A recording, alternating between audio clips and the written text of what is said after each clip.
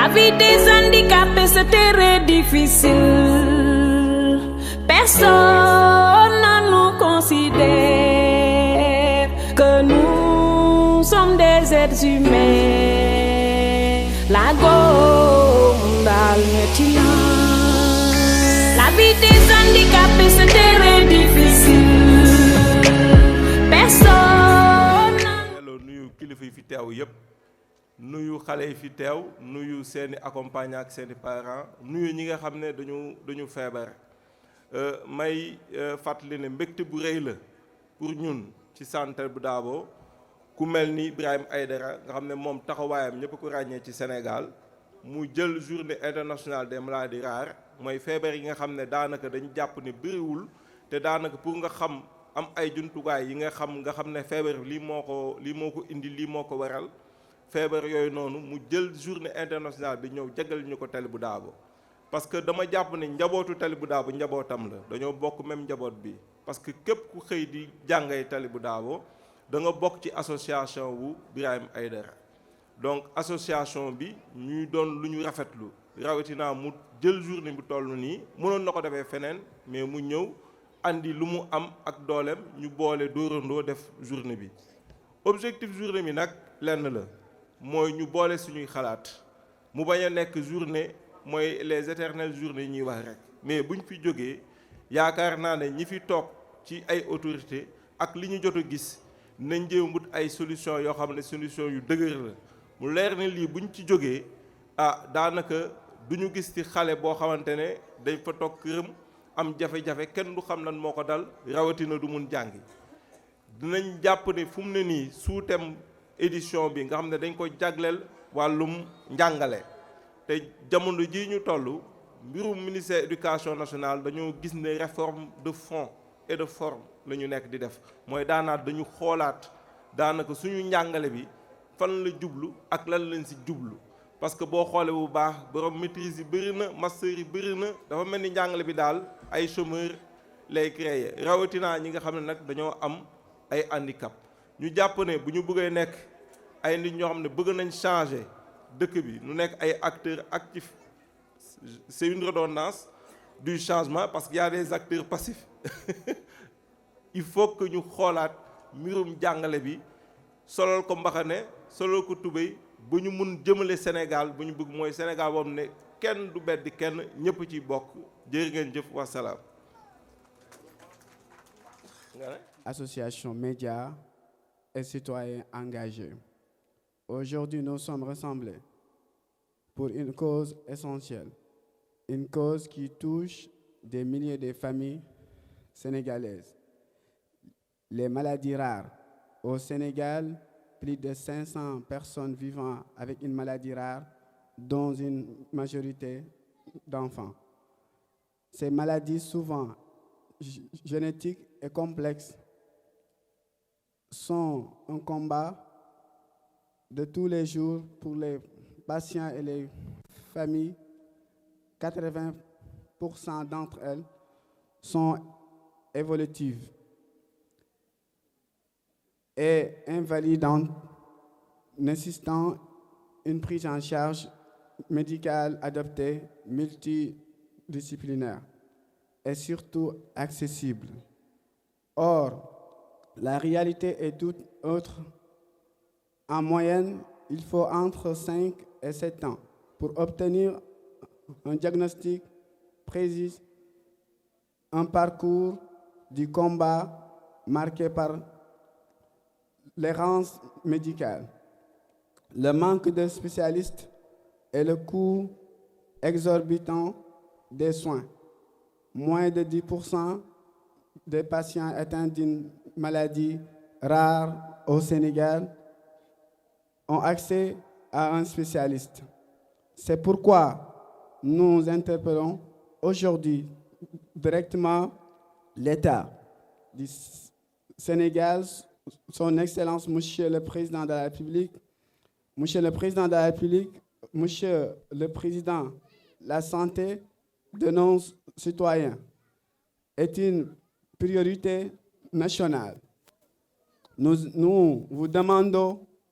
un engagement ferme et immédiate pour intégrer les maladies rares. La stratégie de santé publique de notre pays. Nous appelons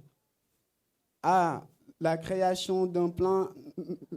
national dédié aux maladies rares, incluant la formation des médecins, le développement de centres spécialisés et l'accès aux traitements adoptés. Un financement accru pour la recherche médicale, afin d'améliorer le diagnostic et le suivi des patients. L'intégration des maladies rares dans le système de couverture sanitaire universelle, afin de garantir aux familles un accès aux soins sans qu'elles ne soient ruinées par les dépenses médicales. Un accompagnement éducatif et social pour les enfants atteints de maladies rares, car aujourd'hui, 80% d'entre eux rencontrent des difficultés scolaires en raison d'un manque d'infrastructures adaptées. La mise en place de dispositifs d'insertion professionnelle, car plus de 70% des adultes atteints de maladies rares sont en situation de précarité. Nous adressons également aux entreprises et aux partenaires privés. Votre soutien est essentiel pour financer la recherche, les infrastructures médicales et l'inclusion sociale des patients. Aux médias, nous demandons un engagement renforcé pour informer, sensibiliser et briser le silence autour de ces maladies qui restent encore méconnues d'un grand public. Enfin, à tous les Sénégalais, nous disons la solidarité est une responsabilité collective. Nous demandons changer notre regard, briser les préjugés et construire un Sénégal où chaque citoyen, quelle que soit sa condition de santé, peut vivre dignement. Monsieur le Président de la République, Bassirou Diomaye Faye, vous avez le pouvoir d'agir, de faire en sorte que les patients atteints de maladies rares ne soient plus oubliés, de leur garantir un avenir où ils seront pris en charge, accompagnés et soutenus. Nous vous appelons à faire de cette cause une priorité nationale. Nous ne pouvons plus attendre, nous ne pouvons plus accepter que des vies soient brisées par l'indifférence et l'inaction. Ensemble, nous vaincrons les maladies rares. Je vous remercie. Je suis là, Madame Diagne, assistante et chargée des ressources humaines de Arahma, microfinance islamique.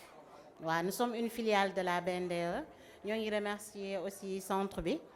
Je suis là pour représenter le directeur général qui est empêché. Et nous remercions aussi le directeur qui nous a permis de participer à cette cérémonie de solidarité et d'une grande portée sociale. Arahma est heureux d'être associé à cette activité qui cadre avec notre mission de ne laisser aucune couche sociale en rade et de contribuer à l'inclusion sociale et économique des personnes qui sont en difficulté, handicap. Et Arahma se veut dans un cadre de partenariat durable, être parmi les accompagnants du centre Talibou Dabo. Et Arahma, comme je l'ai dit à l'entame de mes propos, nous sommes une microfinance islamique. Et on vise l'inclusion sociale donc ñoo ngi leen di remercier bu baax ci teewaay bi li ngeen ñu may ñu participer aussi jërëjëf monsieur le directeur du centre jërëjëf aussi à tout le monde. damay tënk rek pour wax ne en fait li tax tey ministre bëggoon na fi teew mais dañu am la célébration de la journée des langues maternelles bu mu war a présider au niveau du ministère moo tax mu yebal ma fi man ak docteur Dia pour ñu représenter ko parce que yéen ñëpp yéen a ngi koy gis yaakaar naa inclusion lu ko ñor la loo xam ne lu ko intéressé la et loolu avant même que muy dugg ci gouvernement bi donc engagement yi ñuy jël mooy que ne ministère dina nekk seen côté nekk ci côté centre bi parce que centre bi déjà ci ministère bi la bokk nekk ci côté ministère de la santé bi nga xamante ne moom tamit mi ngi def lu bari ci cadre inclusion donc engagement boobu la ñuy jël mais di woo ñëpp sax pas seulement ministère yi parce que Ibrahima wax na ko sànq c'est un problème de société boo xam ne ñun ñëpp en tant que sénégalais daf ñuy interpeller donc ñun ñëpp ñoo ci war a taxaw moo tax ñu leen di remercier moom ak directeur du centre parce que directeur bi vraiment ku dégg ni mu waxee ku dégg li muy def nga xam ne koo xam ne la jox nañ ko liñ ko war a jox parce que buñ la joxee liñ la war a jox te xamoo lan la doo ci dem ni nga ci war a demee mais li ñu gis ak témoignage yi ak moom waxam ak durant la visite guidée li ñu gis war na nañu ku ko jàppale di centre bi dina dem te waxuma ko ci sama discours en français mais l'objectif bi ministère bi am mooy que centre yu mel ni Talibou Dabo ñu def ko ci région yépp parce que tey bu fekkente ne xale yi Sénégal yépp lañ war a dajale ci benn centre te condition centre bi même buñ ko amélioré permettre ko mu mën a jël en charge xale yi Sénégal yépp bu boobaa dafay des donc ministère li muy envisager mbébétu ministre bi mbébétu gouvernement bi mooy que genre centre yu mel nii ñu def ko ci Sénégal yépp ba nga xam ne parents yi duñu soxla parce que bu fekkente ne da nga war a jóge ci yenn région yi war a ñëw accompagner sa doom day nekk une charge supplémentaire en termes de logement en termes d'autres facteurs à prendre en charge donc daal pour tëj maa ngi wax ne vraiment ñu ngi engagé wu aux côtés de la communauté aux côtés des autres institutions avec qui nous partageons ce type de centre à côté de associations yi mel ni taxawu pour vraiment comme ni ko tur bi waxee taxawu famille yi ba nga xamante ne xale yi kenn du leen bàyyi bedd leen parce que dañoo am ay problèmes de santé jërëjëf. di jaajëfal madame la représentante du ministère de l'éducation du ministère de la santé et de l'action sociale waaw tey nag wax bi du bari liñ doon wax ci daje yu mel nii rek la ñuy waxaat muy jàppale waajur yi jàppale accompagnants yi jàppale surtout xale yi parce que xale yi ay ange lañu ñi fi tooy ñi ñépp ils sont assez intelligents xale boo ci yor yeneen xale yi yor seen tànk wala yor seeni bët wala yor seeni loxo ëppale wuñ leen dara ci wàllu xel kon bu ñu nee centre Talibou Dabo dañu war a yokk matuwaay yi ba nga xamante ne xale bu fi génnee parce que xale yi fi nekk ñii ñépp mooy xale yi nga xamante ne defaguñu CM2 mais boo xasee ba egg CM2 am sa entrée en 6e amoo benn collège bu la mën a jël benn école inclusive bu mën a jël sa doom mu continuer ay études am kon boobu étude amul sens bu ñu jëlee xale bi jàngal ko ba CM2 yaakaar naa ne xale boobu su jàngee dañu war a continuer am continuité parce que intelligence bi am nañ ko kon xale boobu dafa war a continuer jàngam mais am entrée en 6e des ci kër yi yaakaar naa ne loolu jariñul dara centre Talibou Dabo nag nekk na centre boo xamante ne biñ ko dalee dégg ba léegi war na dépasser fii ndax directeur biñ ko jox tey suñu xol ak suñu xel ak suñuy xalaat yépp dal na si moom parce que xam na fii Xasan te mun na ko wokk bi may soog a ñëw fii man je croyais que ni man rek maa am doom bu feebar doomu bu am myopathie mais daf ma ne toogal nga xaar heure añ nga fekk xale yi di génn di nga gis 1001 enfants yoo xamante ne ñi ngi dund lu raw lu sa doom di dund parce que fii nag quoi qu'on dise AVS kenn amul seen fay ñi yor système éducatif bi aussi kenn amul seen fay mais dégg naa la représentante du ministère de la santé du ministère de l'éducation nationale wax ne bëgg nañu am yeneen i centre dans toutes les régions du Sénégal mais bu ñu nee centre Talibou Dabo yaakaar naa ne centre boobu fi la dóor bi njëkk a dal ba pare ñu war a mën a organiser wala war a mën a construire yeneen i centre dans toutes les régions du Sénégal parce que xale yi dañu laaj jàppandal xale yi dañu laaj ñu eggale seen éducation yaay yi aussi ñu jaajëfal leen parce que kenn gënu leen sonn yor xale bu feebar dara gënu ko metti dara gënul metti yor xale bu feebar ca 80% des enfants malades seen ay yaay la ñuy deseel comme li benn grand doon wax ni xale bu ci feebar wala jigéen bu yor doom bu feebar góor gi day defe ne jigéen boobu moo ko jural doom ju mel noonu ba préféré dem bàyyi ko ak moom yaakaar naa ne loolu du man dong bari na 1001 femmes yoo xamante ne tey ñoom dong ñoo des ak seen ay doom loolu nag dafa war a jeex alhamdulilah ba jigéen ñi gëm nañ seen bopp gëm nañ ne doom yi ñoo leen jur ñoo leen ëmb juróom-ñeenti weer ñoo leen jur kon dinañ leen toppatoo ba keroog yàlla di ñu taqale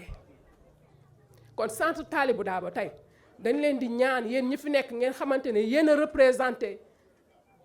gouvernement bi fii muy ministère de la santé muy ministère de l'éducation nationale ñu gën a veiller ci xale yi gën a veiller ci centre Talibou Dabo parce que yaakaar naa ne fii bu ñu la éduquer ba noppi ci amul continuité ça ne sert à rien kon nag ñi ngi sant yàlla di gàttal wax bi di jéggalu bu ñu waxee loo xamante ne c'est dépassé di ñaan yàlla mu wane ñu waat ci yeneen i jataay yu mel nii ca bu boobaa conditions yi gën a favorable jàppale association taxawuma ndax Birahim Aïdara Ndiaye mi ngi mélanger effort yëpp pour association bi dem ci kanam kon moom aussi ñu ngi koy ñaan gudd fan bu ànd ak wér parce que yaakaar naa ne su guddee fan incha allahu rabbi lépp lu ñu bëgg ci association bi mun nañ ko jot. Salaamaaleykum. Merci doyulu ñu sax ci kàddu yi. Chers membres du mouvement de l'association Taxawuma Assistance Handicap, chers invités, distingués participants, maa ngi leen di nuyu di leen gërëm di leen jaajëfal ci seen teewaay di ko teg ci loxo président Birahim Aïdara que j'estime parce que dafa nekk nit ku brave mu nekk une personne engagée malgré li nga xam ne dab na ko mu nekk nit ku taxaw nit ku dëggu nit ku am jom et c'est une source d'inspiration pour moi man ak moom yàlla boole ñu on a fait un bout de chemin ensemble li ñu boole c'est parce que moi aussi personnellement je vis la même situation j'ai mon petit frère le dernier de notre famille qui est en situation d'handicap qui vit avec la myopathie de Duchenne depuis l'âge de 9 ans donc c'est pas quelque chose de facile de vivre avec cette maladie mais boo leen xoolee je me pose la question parfois où est-ce qu'ils vont aller puiser leurs forces ku ci mel ni Birahim Aïdara parfois il m'étonne parce que il est très brave moom lui personnellement daf ma doon booster Ibrahim on fait ceci il ne lâche pas prise parce que il sait pertinemment que il doit atteindre des objectifs te kenn du ko ci jàppale moo tax il a été très fort et pour cela je voudrais vraiment que vous l'applaudissez ngeen tàccul ma Birahim Aïdara bu baax parce que aujourd'hui s'il est parvenu mu taxawal l'association et je pense que parmi nous il y en a qui connaissent l'histoire qui l'a motivé à créer cette association bëggul ce qu'on a l'habitude de voir ici les personnes en situation d'handicap dañ leen di romb ci kaw tali bi ñu yelwaan moom il a préféré d'autres démarches. Parce que, mine de rien aussi, c'est un sociologue, jàng na. Comme tant parmi d'autres ci seen biir. Il a préféré aller de l'avant, créer une association pour venir en aide des personnes qui sont dans la même situation que lui. Cause qui n'est pas facile. Donc, pour être un peu plus bref, nous sollicitons l'appui de notre nouveau gouvernement. Ñu ngi tàllal loxo le gouvernement de son Excellence le président Bassirou Diomaye Diakhar Faye avec le Premier ministre Ousmane Sonko pour que ñu mën bàyyi xel les personnes en situation d'handicap. Ce sont des personnes yi nga xam ne ils ont besoin de confort, d'accompagnement. Surtout, c'est pas facile. Parce que quand la personne a des difficultés pour lever la main et manger, c'est trop compliqué. J'en sais quelque chose. Pendant plus de 25 ans, je vis avec mon jeune frère victime de la myopathie. J'en sais quelque chose. C'est pas trop facile. Donc, nous sollicitons les bonnes volontés, les partenaires, surtout le gouvernement, pour qu'ils fassent des efforts. Nous pouvons soutenir des personnes en situation d'handicap et surtout l'association Taxawuma Assistance via le président Birahim Aïdara qui depuis lors se bat, remue ciel et terre pour accomplir et faire des prouesses. Je vous remercie encore une fois. Merci beaucoup. Merci beaucoup.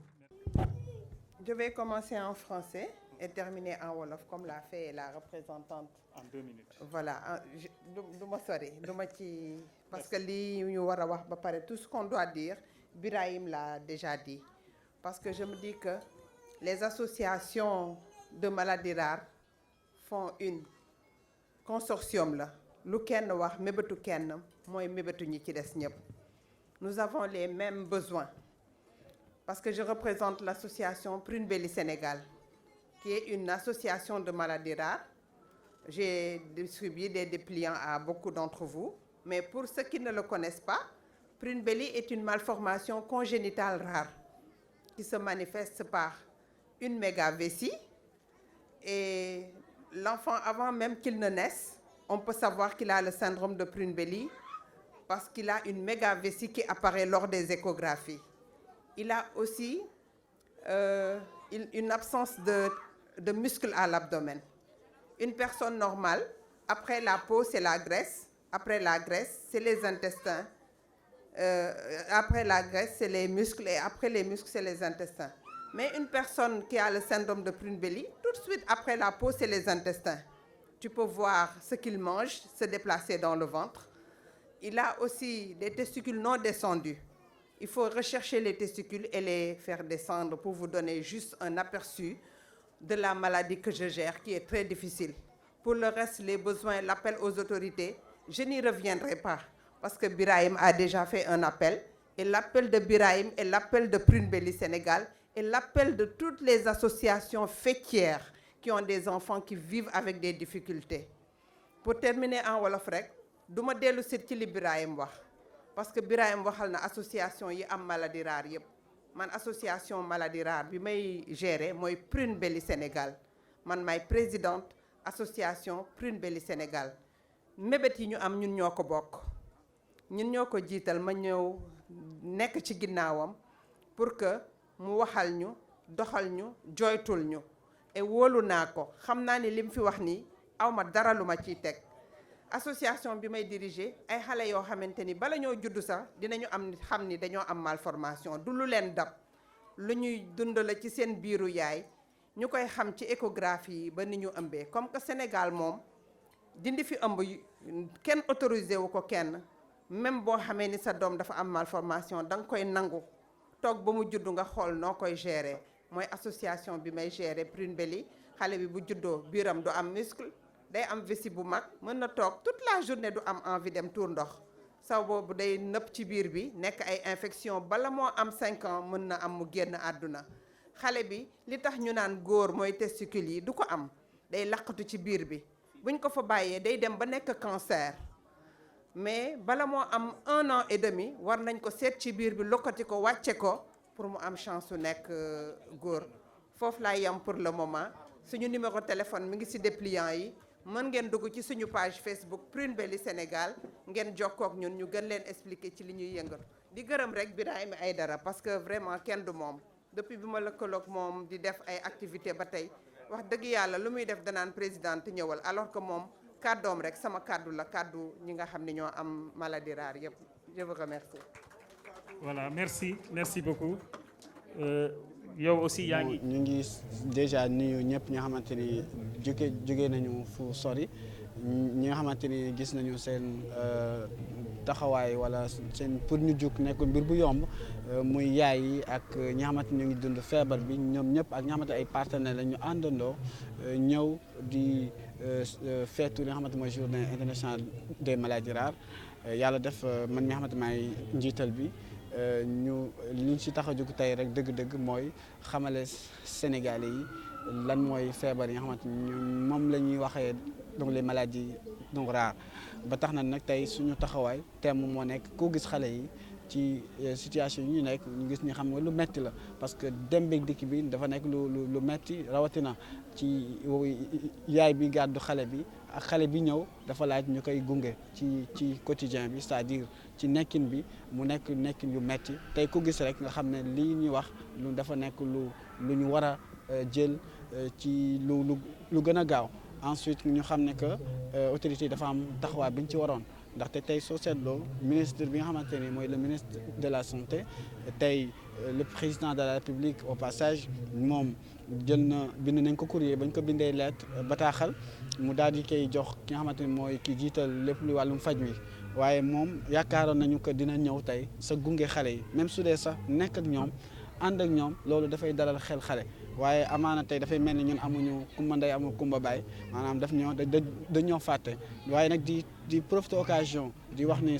le président de la République moom ñu ngi ñaan mu jël ci taxawaay ci taxawaay bu gaaw parce que xale yi mën ñu leen seetaan parce que kenn ku ne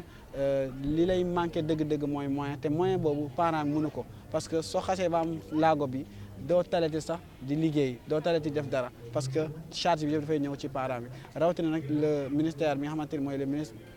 de l'éducation ñoo ngi koy jaajëfal parce que yebal na ay ndaw malgré bëggoon na ñëw waaye ci taxawaay bi mu indi ndimbalam ci li tax bis bi taaru parce que su doon moom ñëwul tey mën naa ne que bis bi mënoon na bañ a taaru te loolu ki ko waroon def mooy le ministre de la santé parce que loolu dafa bokk ci njaboot dañoo bokk ci njaboot yi te bokk ci njaboot yi nag dañoo war a bàyyi xel bi nag mooy nga ñëw même su dee sax kàddu nga yëkkati rek dina am lu mu wàññi dina dalal xel ki nga xamante ne moom moo feebar waaye su fekkee gisuñu ki nga xamante mooy suñu njiital amaana suñu feebar mën na yokk kon nag ñu ngi ñaan nguur gi nga xamante ne ñoom ñoo fi nekk te wax nag dañuy war a jaaral liggéey bi ci yoon ci ku nekk jox la ak yelleef bi nga moom te ñun dañoo am ak yelleef ci dëkk bi ak ci askan bi moo tax ñu ngi ñaan rek xale yi ku leen gis dañ leen war a taxaw gunge leen ci taxawaay bu gaaw pour que ñu bañ leen a seetaan di leen jaajëfal ci seen teewaay di ñaan suñu borom rek lépp lu ñu fi def rek ñu am ci donc ay résultats ba ki ko war a dégg mu dégg ko. Voilà, en fait, je voudrais, Madame Ndeye Lantam, clarifier la position de l'action sociale par rapport à cette journée des maladies rares célébrée par l'association Taxawuma Assistance, pour dire qu'en réalité, en tant que déjà ministère de tutelle, parce que nous sommes quand même du ministère de la Santé et de l'Action sociale, et aujourd'hui, la cible du handicap est une de nos cibles. Donc, par rapport à l'accompagnement de cette journée de plaidoyer, nous devons, en tant que directrice au niveau de l'action sociale de Guédiawaye, d'être présente. Raison pour laquelle, aujourd'hui, nous sommes venus accompagner l'association Taxawuma à travers Birahim, qui est quand même quelqu'un à qui on a pu accompagner dès l'entame de cette association-là, pour venir vraiment faire un plaidoyer. Un plaidoyer en tant qu'autorité déjà de l'action sociale, et également un plaidoyer en tant qu'également acteur communautaire, parce qu'on partage avec eux leurs difficultés, on partage avec eux leur situation et également nous également partageons ensemble également leurs perspectives. Donc ce n'est pas de façon fortuite que nous sommes là aujourd'hui. même si on n'enregistre pas la présence du ministre de la Santé en tant que tel, quand même la cible de l'action sociale, que sont les personnes handicapées, quand même nous sommes présents. Donc juste pour dire que c'est quand même une journée assez triste, c'est une journée également qui demande vraiment à ce que les gens comprennent les enjeux de la maladie rare, parce que la maladie rare, c'est une maladie aujourd'hui qu'on attribue à des attributs psycho, à des attributs socioculturels, à des attributs typiquement culturels, de fait que ces enfants sont plus victimes même qui sont pris en charge. Et nous, en tant que, effectivement, service de l'action sociale au niveau de Guédiawaye, nous les accompagnons. Nous accompagnons les parents, nous accompagnons également les enfants dans leurs difficultés d'insertion sociale et surtout dans leurs difficultés de prise en charge médicale. Raison pour laquelle aujourd'hui, nous lançons quand même, à travers ma voix, Madame Khouma, que cette journée, quand même, soit une journée qui soit instaurée dans les agendas et que les autorités, telles que moi et telles que d'autres, soient quand même présents et accompagnent ces genres d'initiatives dans la mesure où, en tant que porteur de voix, en tant que leader institutionnel, et que Tahaouma quand même a une reconnaissance institutionnelle au niveau de Guédiawaye, nous devons, quelles que soient les situations d'urgence auxquelles nous faisons face, d'être présents ici et d'accompagner surtout par rapport à ces journées de plaidoyer-là.